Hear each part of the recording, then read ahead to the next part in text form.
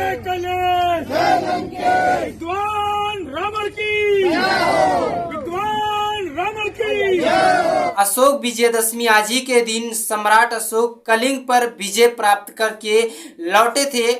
जब सम्राट अशोक कलिंग युद्ध में विजय प्राप्त कर लिए थे, यानी कि वहां की लड़ाई जीत लिए थे, इसी को कलिंग युद्ध कहा जाता है। और कलिंग युद्ध पर विजय प्राप्त करने के बाद सम्राट अशोक के नाम पर अशोका विजयदशमी के रूप में मनाया जाता है।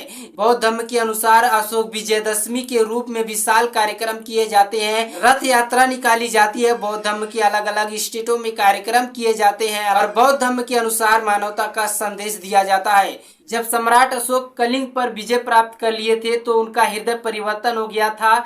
सम्राट अशोक जी के हृदय परिवर्तन के बाद सम्राट अशोक जो है हिंसा का राह छोड़कर अहिंसा के मार्ग पर चलने का फैसला किया था और उन्होंने बौद्ध धर्म को स्वीकार कर लिया था। बौद्ध धर्म के स्वीकार के बाद अशोक विजयदशमी धर्म दिवस के रूप में मनाया जाने लगा।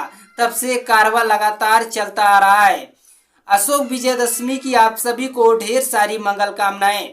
पूरे देश भर से दीक्षा भूमि नागपुर में अलग अलग देशों से लोग इकट्ठा हो रहे हैं। पूरे देश भर में अलग अलग राज्यों में जो है बौद्ध धर्म के कार्यक्रम किए जा रहे हैं। और सबसे बड़ी बात आपको बता दें कि आज ही के दिन बाबा साहब डॉक्टर अंबेडकर जी अक्टूबर 1935 में बयान दिए थे महाराष्ट्र के नेवला में कि हिंदू समाज के लोग हमारे लोगों पर अत्याचार करते हैं। हिंदू समाज के लोगों ने अभी भी अपने कुरीतियों को नहीं बदला है। हमारे समाज के लोगों पर अन्याय अत्याचार की घटनाएं लगातार होती रहती है। इसको लेकर डॉक्टर बाबा साहब अम्बेडकर ने महाराष्ट्र के अपने भाषण में कहा था कि अब वक्त आ गया है कि हम इस गुलामी की भेड़ियों से निकलकर हिंदू धर्म को छोड़कर ऐसे धर्म को चुने जहाँ पे समता समानता तथा बंधुत्व और भाईचारा हो। और 14 अक्टूबर 1956 को बाबा साहब डॉक्टर अंबेडकर ने बौद्ध धर्म को स्वीकार भी कर लिया था। अपने 6 लाख अनुयायियों के साथ डॉक्टर बाबा साहब अंबेडकर जी ने भी बौद्ध धर्म को स्वीकार किया था। और 14 अक्टूबर 1956 के बाद धम्म चक्र प्रवर्तन दिवस भी मनाया जाता है। अक्टूबर 1935 में बाबा साहब डॉक्टर अंबेडकर जी के जो भाषण में पूरी तरह से सामाजिक मुद्दों को उन्होंने रखा था। उन्होंने कहा था कि जो लोग अभी तक हमें अछूत समझते थे, अब वक्त आ गया है हमें अपनी बदलाव करने का। और वो बदलाव डॉक्टर अंबेडकर जी ने किया भी था। और बाबा साहब डॉक्टर अंबेडकर ने बड़े बदलाव भी किए। बौद्ध धर्म स्वीकार करने के बाद बाबा साहब डॉक्टर अंबेडकर ने कई अहम बदलाव भी किए थे। कई सारे बुक भी उन्होंने लिखे थे। अपने अनुयायियों को सीधा मानवता का ही संदेश दिया था। और उन्होंने ये भी कहा था कि हमारे जाने के बाद ये कारवां रुकनी नहीं चाहिए, ये कारवां निरंतर आगे ही बढ़ते रहना चाहिए। हमारे जाने के बाद भी ये कारवां कभी किसी हालत में रुकनी नहीं चाहिए। वहीं पे अशोक विजयदशमी के अवसर पर रावण का भी मेला लगाया जा रहा है कानपुर में, प्रयागराज में। उत्तर प्रदेश के कानपुर और प्रयागराज जैसे बड़े बड़े शहरों में जो है रावण मेला भी लगाया जा रहा है।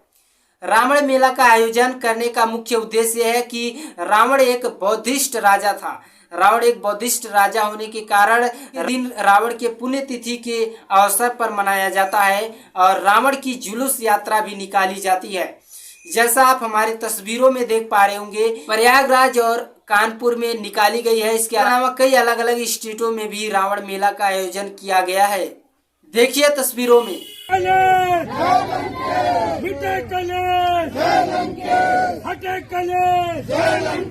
विद्वान रावण की, विद्वान रावण की, महामना रावण की, भगवान रावण की। हटे कले हटे कले हटे कले हटे कले।